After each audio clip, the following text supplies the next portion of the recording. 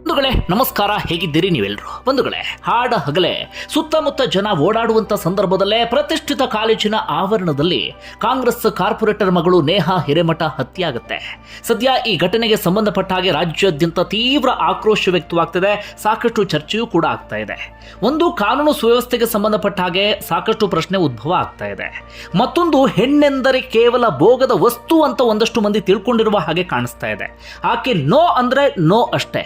ಆದರೂ ಕೂಡ ಒಂದಷ್ಟು ಮಂದಿಯ ಮನಸ್ಥಿತಿ ಆಕೆ ಬೇಕು ಅಂದರೆ ಬೇಕು, ನನಗೆ ಬಿಟ್ಟರೆ ಇನ್ಯಾರಿಗೂ ಕೂಡ ಸಿಗಬಾರದು ಎನ್ನುವಂಥ ಮನಸ್ಥಿತಿ.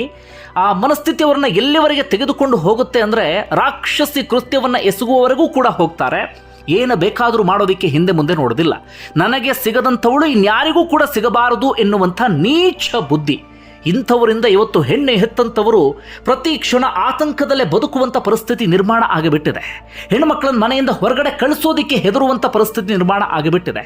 ಇಂಥವ್ರನ್ನ ಮಟ್ಟ ಹಾಕಿಲ್ಲ, ಸರಿಯಾದ ರೀತಿಯಲ್ಲಿ ಪಾಠ ಕಲಿಸಿಲ್ಲ ಅಂತಾದರೆ ಇಂತಹ ರಾಕ್ಷಸ ಮನಸ್ಥಿತಿಯವರ ಸಂಖ್ಯೆ ದಿನೇ ದಿನೇ ದಿನೇ ದಿನೇ ಜಾಸ್ತಿ ಆಗ್ತಾನೆ ಹೋಗುತ್ತೆ.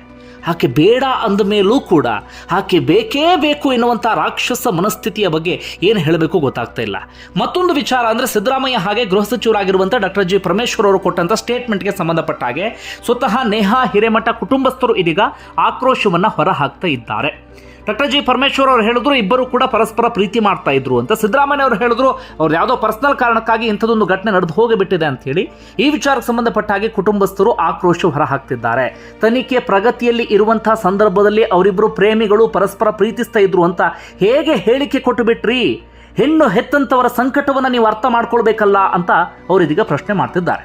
ಒಟ್ಟಾರೆ ಘಟನೆಗೆ ಸಂಬಂಧಪಟ್ಟ ಹಾಗೆ ಏನೆಲ್ಲ ಬೆಳವಣಿಗೆ ಆಗ್ತಾ ಇದೆ, ಘಟನೆ ನಡೆದಿದ್ದು ಹೇಗೆ ಎನ್ನುವಂಥ ಒಂದಷ್ಟು ವಿವರವನ್ನು ನಿಮ್ಮ ಮುಂದೆ ಇಟ್ಟು ಹೋಗ್ತೀನಿ, ಕೇಳಿ. ಬಂಧುಗಳೇ, ಆ ಹೆಣ್ಣುಮಗಳು ವಯಸ್ಸು ಬರೀ 23 ವರ್ಷ. ನೇಹಾ ಹಿರೇಮಠ ಅಂತ ಆಕೆ ಹೆಸರು. BCA ಮುಗಿಸಿ ಆಕೆ MCA ಮಾಡ್ತಾ ಇದ್ಲು. ಹೆಚ್ಚು ಕಡಿಮೆ 2 ತಿಂಗಳಿಂದ ಆಕೆ ಕಾಲೇಜಿಗೆ ಹೋಗಿರಲಿಲ್ಲ ಅಂತ ಏನೋ ಥ್ರೆಟ್ ಇತ್ತು ಅಂತ ಹೇಳಲಾಗ್ತಿದೆ. ಕಾಲೇಜು ಆಡಳಿತ ಮಂಡಳಿಯವರು ಈ ಮಾತನ್ನು ಹೇಳ್ತಿದ್ದಾರೆ. ಅವ್ರ ಪೋಷಕರು ಹೇಳ್ತಾ ಇದ್ರು ಥ್ರೆಟ್ ಇದೆ ಅಂತ ಕಾಲೇಜಿಗೆ ಕಳಿಸ್ತಾ ಇರಲಿಲ್ಲ ಅಂತ. ಆದರೆ ಪರೀಕ್ಷೆ ಇದ್ದಂಥ ಕಾರಣಕ್ಕಾಗಿ ಅನಿವಾರ್ಯವಾಗಿ ನಿನ್ನೆ ಕಾಲೇಜಿಗೆ ಬಿಡಬೇಕಾಗಿತ್ತು. ಬೆಳಗ್ಗೆ ಮುಂಚೆ ಆ ಹೆಣ್ಮಗಳ ತಮ್ಮ ಕಾಲೇಜಿಗೆ ಬಿಟ್ಟು ಹೋಗಿರ್ತಾನೆ. ಸಂಜೆಯ ಸುಮಾರಿಗೆ 4:30-5 ಗಂಟೆಯ ಸುಮಾರಿಗೆ ತಾಯಿ ಕಾಲೇಜಿಂದ ಕರ್ಕೊಂಡು ಹೋಗೋದಕ್ಕೆ ಬಂದಿರ್ತಾರೆ. ಇದೇ ಸಂದರ್ಭದಲ್ಲಿ ಫಯಾಜ್ ಎನ್ನುವಂಥ ಆ ರಾಕ್ಷಸ ಕಾಲೇಜಿನ ಆವರಣದೊಳಗಡೆ ಮಾಸ್ಕ್ ಅನ್ನು ಹಾಕೊಂಡು ಎಂಟ್ರಿ ಕೊಡ್ತಾನೆ. ಈತ ಯಾರು ಅಂದರೆ, ಈತ ಬೆಳಗಾವಿಯ ಸವದತ್ತಿಯ ಮುನವಳ್ಳಿ ಗ್ರಾಮದವನು. ಆತನ ತಂದೆ ತಾಯಿ ಇಬ್ಬರು ಕೂಡ ಟೀಚರ್ಸ್. ಇದು ಬೇಸರದ ಸಂಗತಿ, ಟೀಚರ್ಸ್ ಮಗ ಹೀಗಾಗಬಿಟ್ನಲ್ಲ ಅಂತ ಹೇಳಿ. ಈ ಫಯಾಜ್ ಅನ್ನುವಂಥವನು ಕೂಡ ಅದೇ BVB ಕಾಲೇಜಿನಲ್ಲಿ, ಪ್ರತಿಷ್ಠಿತ BVB ಕಾಲೇಜಿನಲ್ಲಿ BCAಯನ್ನು ಮುಗಿಸಿದ್ದ. BCA ಮಾಡುವಂಥ ಸಂದರ್ಭದಲ್ಲಿ ಈ ಫಯಾಜ್ ಮತ್ತು ನೇಹಾ ಹಿರೇಮಠ ಇಬ್ಬರೂ ಕೂಡ ಕ್ಲಾಸ್ಮೇಟ್ಸ್ ಆಗಿರ್ತಾರೆ.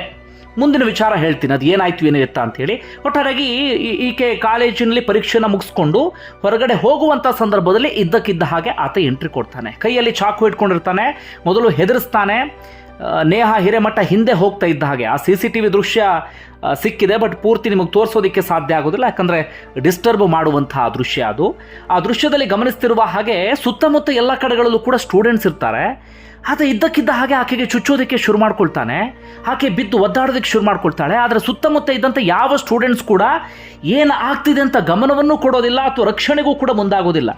ಏನು ಆತಂಕದಲ್ಲಿದ್ರೋ ಏನು ಒಂದು ಕೂಡ ಅರ್ಥ ಆಗಲಿಲ್ಲ. ಒಟ್ಟಾರೆಯಾಗಿ ಮನಸ್ಸಿಗೆ ಬಂದ ಹಾಗೆ 10 ಬಾರಿ ಚುಚ್ಚುತ್ತಾನೆ. ಅಲ್ಲಿಂದ ಎಸ್ಕೇಪ್ ಆಗಿ ಒಂದು ಚರಂಡಿ ಒಳಗಡೆ ಅಡಗಿ ಕುಳಿತುಕೊಂಡಿದ್ದಂತೆ, ರಾಜಕಾಲುವೆ ಬಳಿ ಅಡಗಿ ಕುಳಿತುಕೊಂಡಿದ್ದಂತೆ. ಈಕೆ ರಕ್ತದ ಮಡುವಿನಲ್ಲಿ ಇದ್ಲು ನೇಹಾ ಹಿರೇಮಠ. ತಕ್ಷಣವೇ ಆಕೆಯನ್ನು ಆಸ್ಪತ್ರೆಗೆ ದಾಖಲಿಸುವಂಥ ಕೆಲಸವನ್ನು ಮಾಡ್ತಾರೆ. ಆದರೆ ಆಕೆಯನ್ನು ಉಳಿಸ್ಕೊಳ್ಳೋಕೆ ಸಾಧ್ಯ ಆಗಲಿಲ್ಲ. ಹೆಚ್ಚು ಕಡಿಮೆ 1 ಗಂಟೆಯ ಅಂತರದ ಒಳಗಡೆ ಆತನನ್ನು ವಶಕ್ಕೆ ತೆಗೆದುಕೊಂಡಿದ್ದಾರೆ ಪೊಲೀಸರು. ರಾಜಕಾಲುವೆ ಬಳಿ ಅಡಗಿ ಕುಳಿತುಕೊಂಡಿದ್ದ. ಒಂದು ಜನ ಹಿಡ್ಕೊಡ್ತಾರೆ. ಪೊಲೀಸರು ಆತನನ್ನು ಒದ್ದು ಎಳ್ಕೊಂಡು ಹೋಗಿ ಬಿಡ್ತಾರೆ. ಇನ್ನು ಘಟನೆ ಕಾರಣ ಏನು, ಇದು ಸಾಕಷ್ಟು ಚರ್ಚೆ ಆಗ್ತಾ ಇರೋದು. ಸಿಕ್ಕಿರುವಂಥ ಒಂದು ಪ್ರಾಥಮಿಕ ಮಾಹಿತಿಯ ಪ್ರಕಾರ ಪೊಲೀಸರು ಹೇಳ್ತಾ ಇರೋದೇನಪ್ಪ ಅಂದರೆ, ಪೊಲೀಸರು ಆತನ ವರ್ಷನನ್ನು ಹೇಳ್ತಿದ್ದಾರೆ. ಆರೋಪಿಯ ವಿಚಾರಣೆ ನಡೆಸಿದಾಗ ಆತ ಹೇಳ್ತಾನಂತೆ, ಇಬ್ಬರು ಕೂಡ ಪ್ರೀತಿಸ್ತಾ ಇದ್ವಿ, ಆದರೆ ಈಕೆ ನನ್ನನ್ನು ಅವಾಯ್ಡ್ ಮಾಡೋದಕ್ಕೆ ಶುರು ಮಾಡಿಕೊಂಡ್ಲು, ಈ ಕಾರಣಕ್ಕಾಗಿ ನಾನು ಇಂಥದ್ದೊಂದು ಕೃತ್ಯವನ್ನು ಎಸಗಿದೆ ಅಂತ. ಇನ್ನು ಪೋಷಕರು ಹೇಳೋ ಪ್ರಕಾರ ಅಥವಾ ಕುಟುಂಬಸ್ಥರು ಹೇಳುವಂತಹ ಪ್ರಕಾರ BCA ಮಾಡುವಂಥ ಸಂದರ್ಭದಲ್ಲೇ ಈಕೆಯ ಹಿಂದೆ ಬಿದ್ದಿದ್ದಂತೆ, ನೇಹಾ ಹಿರೇಮಠ ಹಿಂದೆ ಬಿದ್ದಿದ್ದಂತೆ, ಪ್ರೀತ್ಸು ಎನ್ನುವ ರೀತಿಯಲ್ಲಿ. ಬಟ್ ನೇಹಾ ಹಿರೇಮಠ ವಿಪರೀತವಾಗಿ ಅವಾಯ್ಡ್ ಮಾಡ್ತಾ ಇದ್ಲಂತೆ. ಇತ್ತೀಚೆಗೆ ಮನೆಯಲ್ಲಿ ಮದುವೆ ಕೂಡ ಫಿಕ್ಸ್ ಮಾಡಿದ್ರು. ಇದೇ ಫಯಾಜ್ನ ಭಯದ ಕಾರಣಕ್ಕಾಗಿ ಕಾರಣಕ್ಕಾಗಿ ಆಕೆ ಕಾಲೇಜಿಗೆ ಕೂಡ ಹೋಗ್ತಾ ಇರಲಿಲ್ವಂತೆ. ಇತ್ತೀಚೆಗೆ ಮದುವೆ ಕೂಡ ಫಿಕ್ಸ್ ಮಾಡಿದ್ರಂತೆ, ಎಂಗೇಜ್ಮೆಂಟು ಮದುವೆನೇನೋ ಫಿಕ್ಸ್ ಮಾಡಿದ್ರಂತೆ. ಈ ಕಾರಣಕ್ಕಾಗಿ ಅದನ್ನು ಸಹಿಸಿಕೊಳ್ಳದೆ ಆತ ಇಂಥದೊಂದು ಕೃತ್ಯವನ್ನು ಎಸಗಿದ್ದಾನೆ ಅಂತ ಹೇಳಲಾಗ್ತಾ ಇದೆ. ಇನ್ನೊಂದು ವರ್ಷನ್ ಬಿಜೆಪಿ ನಾಯಕರು ಜೊತೆಗೆ ಬೇರೆ ಬೇರೆ ಒಂದಷ್ಟು ಮಂದಿ ಹೇಳುವ ಪ್ರಕಾರ ಇದು ಲವ್ ಜಿಹಾದ್ ಎನ್ನುವ ರೀತಿಯಲ್ಲೂ ಕೂಡ ಹೇಳ್ತಿದ್ದಾರೆ. ಕಾರಣ ಇಲ್ಲಿ ಕೇವಲ ಫಯಾಜ್ ಮಾತ್ರ ಅಲ್ಲ, ಈತನಿಗೆ ಇನ್ನೊಂದು 4 ಜನರು ಕೂಡ ಸಾಥ್ ಕೊಟ್ಟಿದ್ದಾರೆ. ಒಟ್ಟು 5 ಜನರ ತಂಡ ಅವರು ಬಲೆ ಬೀಸ್ತಾ ಇದ್ರು. ಆ ಬಲೆಗೆ ಈಕೆ ಬಿದ್ದಿಲ್ಲ ಎನ್ನುವ ಕಾರಣಕ್ಕಾಗಿ, ನೇಹಾ ಹಿರೇಮಠ ಬಿದ್ದಿಲ್ಲ ಎನ್ನುವ ಕಾರಣಕ್ಕಾಗಿ ಇಂಥದೊಂದು ಕೃತ್ಯವನ್ನು ಎಸಗಿದ್ರು ಅನ್ನೋದು ಅವರ ವಾದ. ಇನ್ನು ರಾಜ್ಯ ಸರ್ಕಾರದ ಪರವಾಗಿ ಗೃಹ ಸಚಿವರಾಗಿರುವಂಥ ಡಾಕ್ಟರ್ ಜಿ ಪರಮೇಶ್ವರ್ ಹಾಗೆ ಸಿದ್ದರಾಮಯ್ಯನವರು ಕೂಡ ಸ್ಟೇಟ್ಮೆಂಟ್ ಅನ್ನು ಕೊಟ್ಟರು. ಸಿದ್ದರಾಮಯ್ಯನವರು ಹೇಳ್ತಿದ್ದಾರೆ ಅದು ಅವರ ಪರ್ಸನಲ್ ರೀಸನ್, ಲವ್ ಜಿಹಾದ್ ಅಂತದ್ದು ಏನೂ ಕೂಡ ಇಲ್ಲ ಅಂತ. ಗೃಹ ಸಚಿವರಾಗಿರುವಂಥ ಡಾಕ್ಟರ್ ಜಿ ಪರಮೇಶ್ವರ್ ಅವರು ಕೂಡ ಅದೇ ಮಾತನ್ನು ಹೇಳಿದ್ರು. ಅವರಿಬ್ಬರು ಕೂಡ ಪರಸ್ಪರ ಪ್ರೀತಿಸ್ತಾ ಇದ್ರು, ಆ ಕಾರಣಕ್ಕಾಗಿ ಇಂಥದೊಂದು ಕೃತ್ಯವನ್ನು ಎಸಗಿದ್ದಾರೆ, ಇದರ ಹಿಂದೆ ಬೇರೆ ಏನೂ ಕೂಡ ಇಲ್ಲ ಅಂತ. ಬಟ್ ಬಹಳ ಬೇಸರದ ಸಂಗತಿ ಅಂದರೆ ಗೃಹ ಸಚಿವರು CM ಸ್ಥಾನದಲ್ಲಿ ಇರುವಂಥವರು ತಕ್ಷಣಕ್ಕೆ ಇಂಥದ್ದೊಂದು ಸ್ಟೇಟ್ಮೆಂಟನ್ನು ಕೊಡಬಾರ್ದು.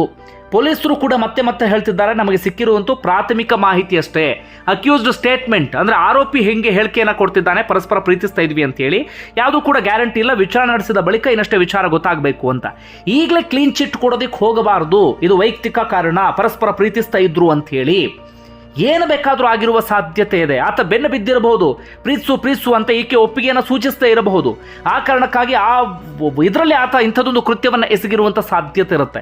ಈಗಲೇ ಎಲ್ಲವಕ್ಕೂ ಕೂಡ ಕ್ಲೀನ್ ಚಿಟ್ ಕೊಡೋದು, ಈಗಲೇ ಹಾಗಾಗಿದೆ ಹೀಗಾಗಿದೆ ಅಂತ ಯಾವ ಕಾರಣಕ್ಕೂ ಹೇಳಿಕೆ ಕೊಡೋದಕ್ಕೆ ಹೋಗಬಾರ್ದು. ಅದರಿಂದ ಕುಟುಂಬಸ್ಥರು ಇನ್ನಷ್ಟು ನೊಂದುಕೊಳ್ಳುವಂಥ ಪರಿಸ್ಥಿತಿ ನಿರ್ಮಾಣ ಆಗುತ್ತೆ. ಸದ್ಯ ರಾಜ್ಯಾದ್ಯಂತ ಬೇರೆ ಬೇರೆ ಕಡೆಗಳಲ್ಲಿ ABP ಸೇರಿದಂತೆ ಸಾಕಷ್ಟು ಸಂಘಟನೆಯವರು ಪ್ರತಿಭಟನೆ ಮಾಡ್ತಿದ್ದಾರೆ. ತಕ್ಷಣಕ್ಕೆ ಎಲ್ಲರ ಆಗ್ರಹ ಅಂದರೆ ಆತನನ್ನು ಎನ್ಕೌಂಟರ್ ಮಾಡಿ ಬಿಸಾಕಬೇಕು ಅಂತ. ಆ ದೃಶ್ಯವನ್ನು ನೋಡ್ತಾ ಇದ್ರೆ ನಮ್ಮೆಲ್ಲರಿಗೂ ಕೂಡ ಹಾಗೆ ಅನ್ಸುತ್ತೆ. ಎಂತಹ ನಿರ್ದಯಿ ಪಾಪಿ ಅಂದರೆ ಆತ. ಯಾರೋ ಹೆತ್ತ ಮಗಳ ಆಕೆ, ಹೆತ್ತು ಹೊತ್ತು ಸಾಕಿ ಸಲಹಿ ಆಕೆ ಬಗ್ಗೆ ನೂರಾರು ಕನಸನ್ನು ಕಂಡು ಇಷ್ಟು ಆಕೆ ಉದ್ದಕ್ಕಾಕೆಯನ್ನು ಬೆಳೆಸಿ ಕಾಲೇಜಿಗೆ ಕಳಿಸುವಂತಹ ಸಂದರ್ಭದಲ್ಲಿ ಪಾಪ ನೂರಾರು ಕನಸಿಟ್ಕೊಂಡಿದ್ರು. ಅವ್ರ ತಾಯಿ ಹೇಳ್ತಾ ಇದ್ರು, ಮಗಳಿಗೆ ಮಣ್ಣು ಕೂಡ ಸೋಕಬಾರದು ಎನ್ನುವ ಕಾರಣಕ್ಕೆ ಕಾರ್ನಲ್ಲೇ ಬಿಟ್ಟು ಕಾರ್ನಲ್ಲೇ ಮನೆ ಕರ್ಕೊಂಡು ಬರ್ತಾ ಇದ್ವಿ, ಅಷ್ಟು ಮುದ್ದಾಗಿ ಸಾಕ್ತಾ ಇದ್ವಿ, ಅಷ್ಟು ಚೆನ್ನಾಗಿ ನೋಡ್ಕೊಳ್ತಾ ಇದ್ವಿ, ಯಾವನೋ ಒಬ್ಬ ಬಂದ ಪಾಪಿ ಇಂಥ ಕೃತ್ಯವನ್ನು ಎಸಗಿಬಿಟ್ಟ ಅಂತ ಯೋಚನೆ ಮಾಡಿ. ಅಷ್ಟು ಕಷ್ಟಪಟ್ಟು ಸಾಕಿದಂಥ ಸಂದರ್ಭದಲ್ಲಿ ಯಾವನೋ ಕಿಡಿಗೇಡಿ ಬಂದು ಮನಸ್ಸಿಗೆ ಬಂದ ಹಾಗೆ ಚುಚ್ಚು ಹೋಗ್ಬಿಡ್ತಾನೆ ರಾಕ್ಷಸನ ರೀತಿಯಲ್ಲಿ. ಅಂದರೆ ಏನು ಹೇಳಬೇಕು ಗೊತ್ತಾಗ್ತಿಲ್ಲ. ಈಗಿನ ಯುವಕರ ಮನಸ್ಥಿತಿ ಅರ್ಥ ಆಗ್ತಿಲ್ಲ. ಒಂದು ಕೇಸ್ ಅಲ್ಲ, ಹಿಂದೂ ಮುಸ್ಲಿಂ ಕ್ರಿಶ್ಚಿಯನ್ ಅದೆಲ್ಲವೂ ಕೂಡ ಬೇರೆ ವಿಚಾರ. ಆದರೆ ಇಂಥವರ ಸಂಖ್ಯೆ ಇತ್ತೀಚೆಗೆ ಜಾಸ್ತಿ ಆಗ್ತಿದೆ. ಯುವಕರು ಹೆಣ್ಮಕ್ಕಳು ಪ್ರೀತಿಯನ್ನು ನಿರಾಕರಿಸಿದ್ರು, ಅವಾಯ್ಡ್ ಮಾಡಿದ್ರು, ಇನ್ನೊಂದು ಮಾಡಿದ್ರು ಎನ್ನುವ ಕಾರಣಕ್ಕಾಗಿ ಹೋಗೋದು, ಚುಚ್ಚೋದು, ಪ್ರಾಣ ತೆಗೆದು ಬಿಡೋದು, ಇಲ್ಲ ಆಸಿಡನ್ನು ಎರಚಿ ಬಿಡೋದು. ಎಂತಹ ನೀಚರು ಇವರೆಲ್ಲರೂ, ಎಂಥ ರಾಕ್ಷಸರು ಅನ್ನೋದು ಅರ್ಥ ಆಗ್ತಿಲ್ಲ. ಮತ್ತೊಂದು ಕಾನೂನು ಸುವ್ಯವಸ್ಥೆ ಪ್ರಶ್ನೆಯೂ ಕೂಡ ಎದುರಾಗಿಬಿಡುತ್ತೆ. ಇವರಿಗೆಲ್ಲ ಕಾನೂನು ಭಯವೇ ಇಲ್ವಾ ಹಾಗಾದರೆ ಅಂತ ಹೇಳಿ. ಏನು ಬೇಕಾದರೂ ಮಾಡಬಹುದು, ಏನು ಮಾಡಿದರೂ ನಡೆಯುತ್ತೆ ಎನ್ನುವಂಥ ಮನಸ್ಥಿತಿಯೋ ಒಂದು ಕೂಡ ಅರ್ಥ ಆಗ್ತಿಲ್ಲ. ಹೀಗೆ ಆಗ್ತಾ ಹೋಗಿಬಿಟ್ರೆ ಹೆಣ್ಮಕ್ಳು ಮನೆಯಿಂದ ಹೊರಗಡೆ ಬರೋದಕ್ಕೆ ಯೋಚನೆ ಮಾಡುವಂಥ ಪರಿಸ್ಥಿತಿ ನಿರ್ಮಾಣ ಆಗಿಬಿಡುತ್ತೆ. ಅದು ಎಂತಹ ಪಾಪಿ. ಪ್ರೀತಿಯೋ ಮತ್ತೊಂದೋ ಮಗದೊಂದೋ ನೂರಾರು ಇರಲಿ, ಆದರೆ ಇನ್ನೊಂದು ಜೀವವನ್ನೇ ತೆಗೆಯುವಂಥ ಆ ಹಕ್ಕು ಯಾರು ಕೊಟ್ಟರು ಅನ್ನೋದು ಅರ್ಥ ಆಗ್ತಿಲ್ಲ. ಈತನ ಕೃತ್ಯದ ದೃಶ್ಯವನ್ನು ನೋಡ್ತಾ ಇದ್ರೆ ಎಂಥವರಿಗೂ ಕೂಡ ರಕ್ತ ಕುದಿಯುತ್ತೆ. ಅಲ್ಲೆಲ್ಲ ಒತ್ತಾಯಿಸುವ ರೀತಿಯಲ್ಲಿ ಎನ್ಕೌಂಟ್ರ್ ಮಾಡಿ ಬಿಸಾಕಬೇಕು ಅನಿಸುತ್ತೆ. ಒಂದು ಕೇಸ್ನಲ್ಲಿ ಈ ರೀತಿಯ ಕಠಿಣ ಕ್ರಮವನ್ನು ತೆಗೆದುಕೊಂಡ್ರೆ ಇನ್ನೊಂದಷ್ಟು ಜನ ಎಚ್ಚೆತ್ಕೊಳ್ತಾರೆ, ಇನ್ನೊಂದಷ್ಟು ಜನ ಭಯಪಡ್ತಾರೆ. ಇಲ್ಲ ಅಂತ ಆಗಿಬಿಟ್ರೆ ಇಂತಹ ರಾಕ್ಷಸ ಸಂತತಿಗಳ ಸಂಖ್ಯೆ ದಿನೇ ದಿನೇ ಜಾಸ್ತಿ ಆಗುತ್ತೆ. ಹೆಣ್ಮಕ್ಳು ಓಡಾಡೋದಕ್ಕೂ ಕೂಡ ಭಯಪಡುವಂಥ ಪರಿಸ್ಥಿತಿಯನ್ನು ನಿರ್ಮಾಣ ಮಾಡಿಬಿಡ್ತಾರೆ ಇಂತಹ ರಾಕ್ಷಸರು.